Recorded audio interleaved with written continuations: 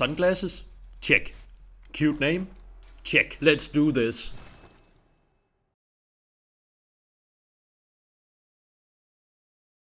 So Bloodborne without looting.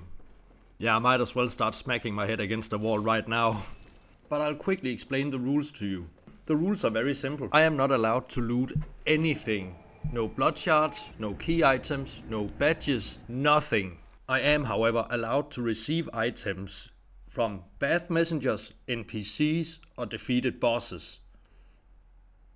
And finally, I am allowed to use everything in my arsenal for this challenge run. So with that out of the way, let's break my skull! And I figured for this run, why not go with my old favorite weapon in the game, the saw cleaver. I mean, I haven't played with it in 6-7 years? Holy crap, it's been a hot minute since the last time I picked up the saw cleaver. But yeah, that would be my choice of weapon for this run. Since I'm not allowed to pick up any blood vials or anything like that, I figured I'd leave some notes around the world in hopes that someone will raid it and I'd get a healing. I mean, at least it's worth a shot, right? And I'm allowed to use it however I see fit. I only got healed once throughout this entire run, and it was on a very unnecessary time. I think I was standing in the hunter's dream or something like that. Really prepare yourself for a brain aneurysm? And that was the only time I got healed. You might be disappointed to know that the only boss I'm gonna be able to fight in the DLC will be Ludwig, so I won't even bother with the DLC for this challenge run. And I know, it pains me as well. I head back to the hunter's dream to spend my hard-earned blood echoes on some blood vials, because my next order of business is to take care of the cleric beast. There we go. Sorry about that, but a bit screaming and yelling are allowed during a challenge run. And don't worry, we're just getting started. But with the cleric beast out of the way, I'm finally eligible to level up. Plus, I got the sword hunter badge, which opens up for a few other items in the shop, which will be very useful later on. And I can finally level up. A little bit. I headed back into the streets of Yharnam to gain some blood echoes so I could get myself some blood vials. Okay, I'm gonna let you in on a little secret here that all the hardcore Bloodborne players do not want you to know. But here you can give yourself 5 blood bullets, then perform a visceral attack on this big fuck and then regain your health before it's depleted. Please, just let me kill my fucking self. Too proud to show your true face, eh? It would appear that my only hope for succeeding this challenge run is to get some fashion. Hit it!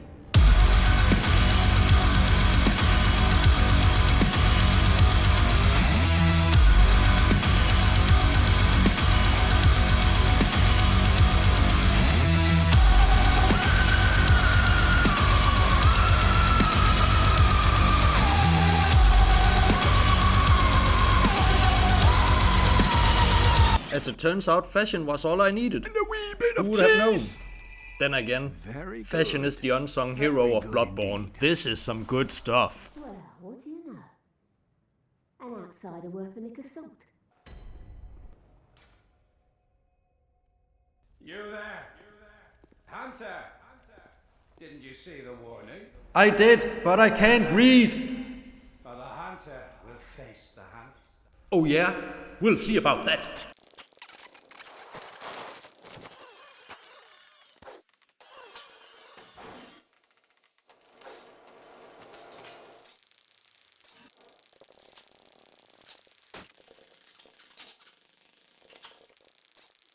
Before I head into the Bloodstaff Beast, I need to do some preparation. I'm gonna throw a spoiler in here right away. Dealing with the Bloodstaff Beast with no antidotes, no blood vials, no fire papers, no pungent blood cocktails, no beast blood pellet, quicksilver bullets, or any weapon upgrades. That is, excuse my language, fucking difficult. It's the stuff nightmares are made of. Because I'm blessed with good fortune, I ran out of everything. This was almost a run killer for me. It was that difficult. And seeing your health bar just drain away with the poison and you have no means of healing or curing it, just go ahead and smack your head against the wall, because that's what I did. I spent, I don't know, 4 or 5 hours doing this over and over and over again. And yeah, I'm pretty sure I got multiple aneurysms just because of this. I went back, did some co-op where I helped other people defeat Gascoigne. But no matter how fun engaging in cooperation in Bloodborne is, it amounted to basically nothing.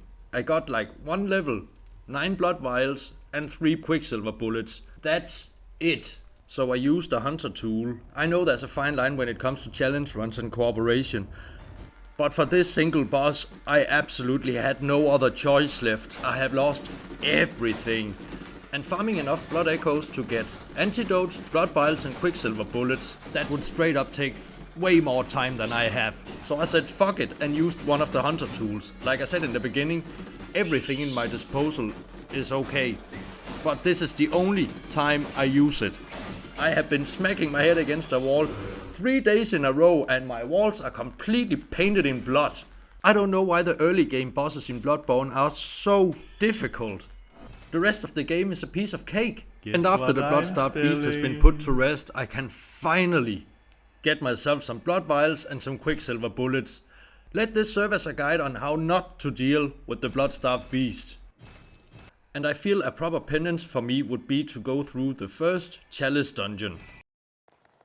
One among many great things about the Chalice dungeons is the fact you get rewards for killing bosses. And in my case, I could be lucky and get some blood shards. I.e. meaning I could upgrade my weapon, which would be very, very useful, because when you're in a Chalice dungeon with an unupgraded weapon, yeah, that's not so good. And this is just the first Chalice dungeon, and despite me being level 40, I still had a fairly tough time down here. Not the first 2 layers, mind you, but it really puts it into perspective how important it is to upgrade your weapon, especially the Watchdog of the Old Lords, because this fight with an unupgraded weapon will take a while, especially when your damage output is this low, because breaking his limbs under these circumstances is a lot more difficult. But it will still take a while, and don't worry, it did, especially when something like this happens.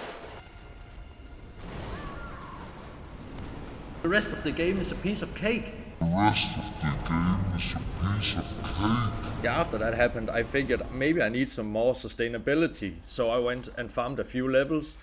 Then I returned to the Cathedral Ward, took a detour to gain some insight, open up all the gates as shortcuts. Then I was able to progress Eileen's questline, and of course this. I did this to gain an additional insight, and I know there's an NPC here who gives you a madman's knowledge, but I don't have any healing church fashion. So yeah, that's out of the question. I got what I wanted from the detour, and now, as you can see, I'm dealing with the Watchdog. And it was really difficult, mainly because of the damage output ratio. Like, I'm barely even doing any damage to him, and he's easily able to one-shot me. So yeah, that's good stuff. But the fight against the Watchdog is gonna take a while. I mean, I think I spent 4 or 5 minutes fighting him, so it's nothing too crazy. Like I did back in my Dark Souls 2 challenge run, where I think I spent like 15 minutes or so fighting the Ivory King. But that's not a memory I'm ready to revisit. Not yet. But my advice to you for the Watchdog is be patient, see your openings and keep your distance, because his AoE attacks and charged attacks can easily one-shot you. So yeah, keep an eye out. Yeah, like I said, I still hadn't upgraded my weapon yet. On the plus side though, I got 2 blood shards, which was very, very welcoming. So after I got the 2 blood shards, I had 14 insights, and I basically only needed to kill Vicar Amelia and then I would be able to purchase blood shards from the shop. But no! Because I have a knack for hating myself a lot, I straight up shoryukened myself up the asshole, to put it gently. It is so stupid that it physically hurts. Because convenience during a challenge run is apparently out of the question. And you might be wondering, How much Insight. are you throwing away? but yeah, I thought that I could do some co-op and earn some blood shards and insights this way. But apparently I was wrong. I was very, very wrong. And I'm including my errors in my video so you can see that, wow, Fat Exile is really fucked up. Even this old lady thinks I'm fucked up. Am I fucked up? You are very fucked up. For Vicamelia, I usually always aim to break her limbs. But as luck would have it, she's breaking all my limbs. But it turns out to be a bit more difficult when you don't have fire paper, beast blood pellet or any upgraded weapon. So I found out that Molotov cocktails worked surprisingly well. I really wish I had invested some points into Arcane. I think that would have helped me out a lot. But convenience thought it'd do the same thing as my sanity and just jump straight out the window. I hate to say it, but it's gonna be a long night.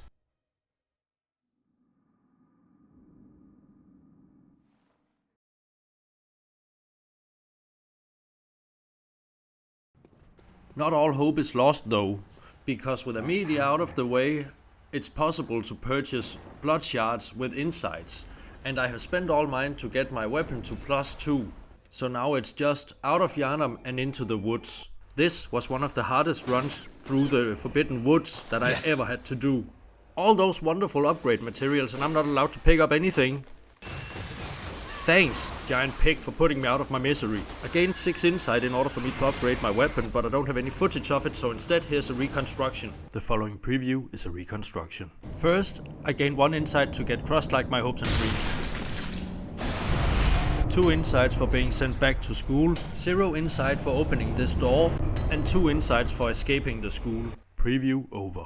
Did you know that you don't get any insights for discovering the Hemwick Charnel lane? I had absolutely no idea about it until I made this run. Fortunately, the guy who asked for the password to gain access to the Forbidden Woods handed me over an insight. I used it to buy a blood shard with, and with that I could finally upgrade my weapon to +3. After that I figured I might as well get a few levels before the fight with the Shadows of Yharnam. But then... So I headed back into the Forbidden Woods, but this time I ran into Yosefka's clinic to get 1 insight for discovering the area. So now I can finally spend my hard-earned blood echoes before the fight with the Shadows of Yharnam.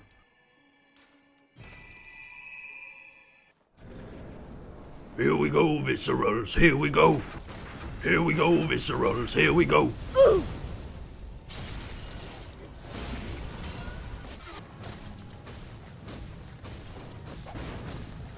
This is the most difficult part of the fight.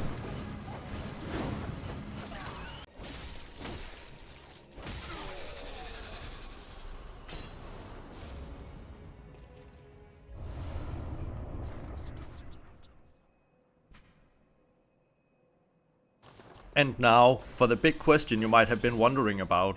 How do I get to Rom without picking up the key? It's not impossible, but it is rather tricky to pull off, because I'm gonna get a little help from an enemy without it knowing it. You see, the tricky part to pull this off is you have to time your running, so when you run onto the tail have to go as much out to the left side as possible. That way you gain a bit of height and you're able to jump over the railing.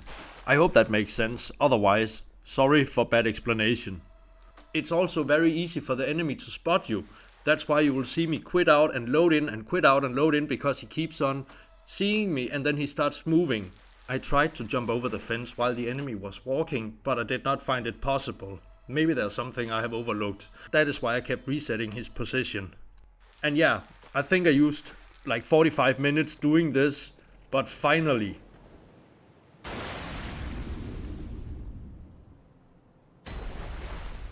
For a split second I was so relieved that I actually landed down here, but immediately afterwards the first thought that popped into my head was just, don't fuck it up.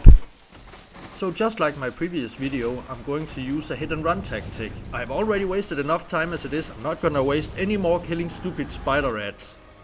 And I finished off the fight by doing some of the best free aiming I have ever done in my entire life.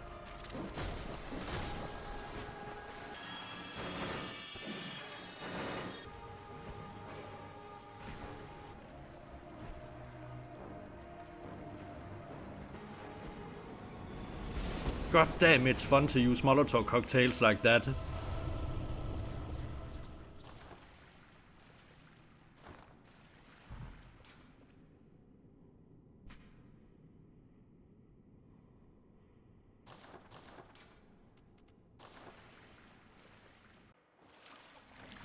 Alright, I sure am glad that's over with, but burning spiders is always fun. Queen Yanam, I love you. I mean, what are you doing? What the fuck?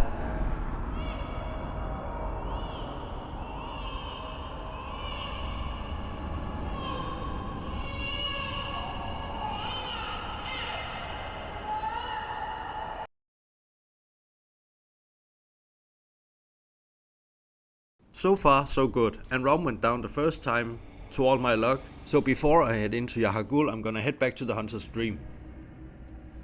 In the Hunter's Dream, I upgrade my weapon to +4, and then it's right back into Yahagul, the unseen village.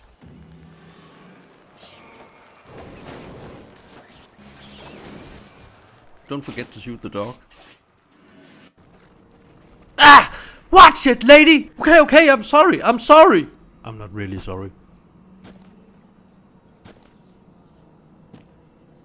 You said you weren't sorry, so now you must die. Yeah, right. What's a giant fart gonna... So that's what it feels like to have a saw spear between your butt cheeks. I'm gonna take a minor detour to see if I can get something to help ease the pain. Do you have something that will make me forget I have a saw spear between my butt cheeks? This will help you forget. Forget your troubles. Forget your cares. I gathered some sedatives from the old lady in Cathedral Ward. I also returned to the Forbidden Woods hoping that the beggar would be there so I could send him to Cathedral Ward and I could get some beast blood pellets, but I was too late. Typical.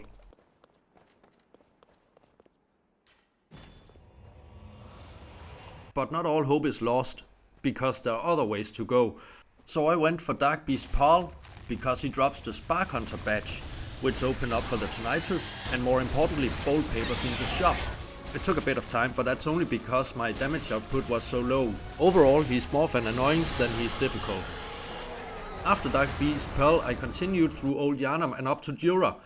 He's not hostile anymore and he gives the Powder Cake badge, which grants access to the Stake Driver, Rifle Spear, Oilen and Rope Molotov cocktails in the Bath Messenger's shop.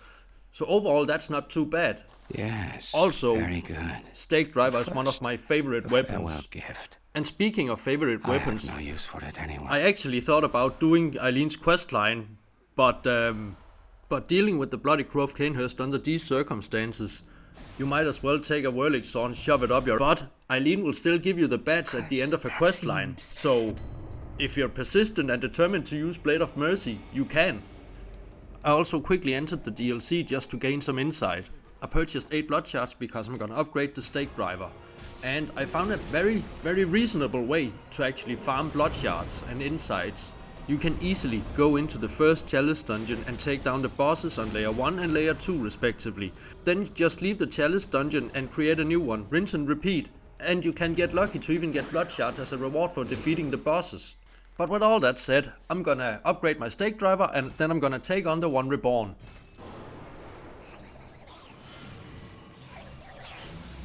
For this run, the One Reborn was such a difficult boss. And I said in my previous video that he was the biggest RNG based boss in this game, and I still think that he is. Because back then he was very easy. But not so much in this run. But with a brand new upgraded weapon and a buttload of bolt papers, I'm definitely not gonna let this big fart give me a brain aneurysm. If anyone is gonna give me a brain aneurysm, it's gonna be me. And with the One Reborn out of my way, I can jump head first deeper into the nightmare.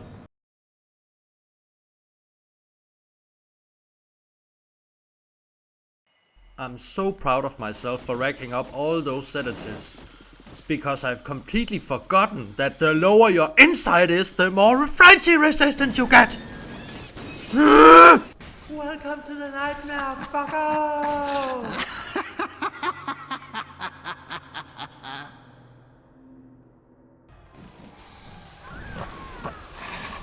No! Can't we just talk? I'm also being invaded, isn't that great? I don't understand it. I just don't understand it. How can Mikolas be so much smaller than the One Reborn and still be a way bigger pain in my ass? Since I'm unable to use the beast raw because I have chosen to restrict myself, because I have a knack for hating myself, I'm gonna say that if you want to survive a fight like this against Mikolash, just focus on your stamina. Stamina management is key when it comes to a fight like this. And bold paper. A lot of bold paper. Also not being hit. But if you stay close to Mikolash, it's unlikely he will use a call beyond. So that's at least a little bit helpful, I think. And as a final note, something that I always do during fights like these where your damage output is really low is just ignoring the boss's health bar and just focus on the boss right in front of you and keep an eye on your stamina bar. And yeah, I think it's way easier to focus on the boss that way and take him down. And with that, it's good night, Mikolash. I hope someone shoves an amygdala arm up your asshole. For Murgo's wet nurse, I used the exact same strategy as I did with Mikolash, but this was way less difficult. But I really wish I had the Blade of Mercy. The only difficult attack from Murgo's wet nurse is the AoE where everything turns dark and there's clones of it coming out. I think that's the most difficult, but it can easily be evaded just by running around. But I don't think that Murgo's wet nurse is too difficult, not even under these circumstances. But if you want my advice, I'll say that you should just focus on attacking Murgo's wet nurse from behind as much as possible. If you are lucky, you can get a few charged attack in and it might cause a stagger. Though I'm not so sure under these circumstances. I don't think it happened for me. I don't know if there's a scripted stagger during the boss fight towards the end, or if it is actually possible to just stagger with charged attacks. Leave a comment and let me know if you know. Also, can we take a second and appreciate the fact that up here we are not gonna fight Queen Yharnam, Lawrence, Watchdog of the Old Lords, or Thumerian Descendant.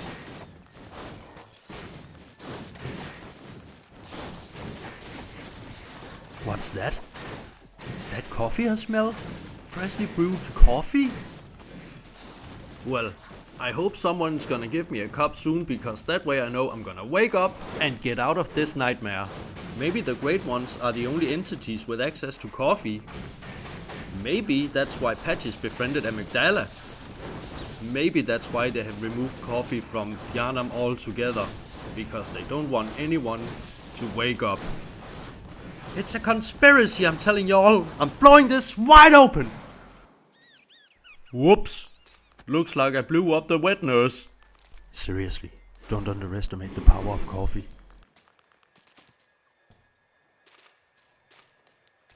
I know exactly what you think, but no. Farewell, my keen hunter.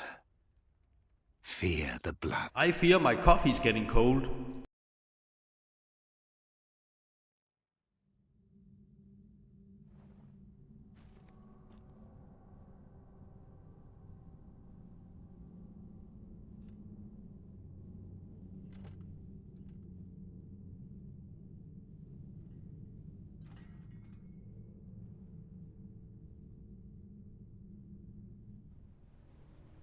And so, the long night is severed. Dawn cometh!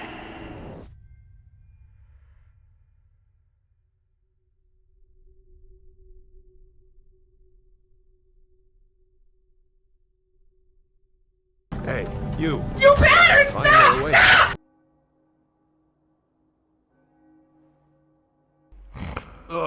Huh? Oh my god. You were supposed to send me back into my bed, not the streets of Yharnam! Ah!